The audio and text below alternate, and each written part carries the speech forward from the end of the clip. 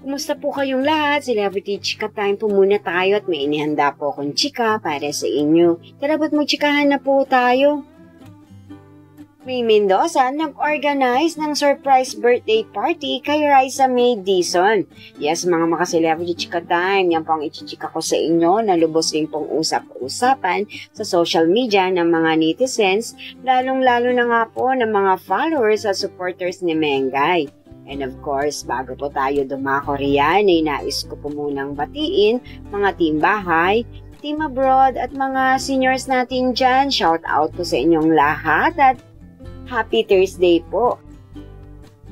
Masayang-masaya nga po si Aling Maliit na si Raisa May Dizon sa kanyang celebration ng ika-19th birthday. Tunay naman nga pong nasorpresa ang ating Aling Maliit at ito po ay sa kagagawan nga po at ang nag-organize ay ang ating Mengay na si May Mendoza. Narito po at panuorin po natin ang kaganapan sa kaarawan nitong si Raisa May na kanilang pasorpresa.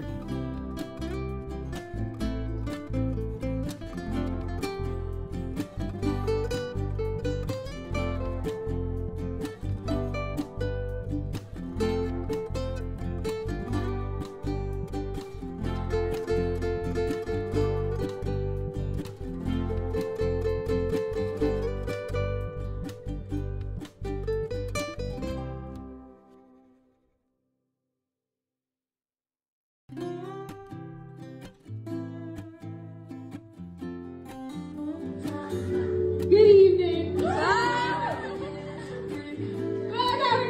Let's welcome the birthday princess, Raisa May Dizon.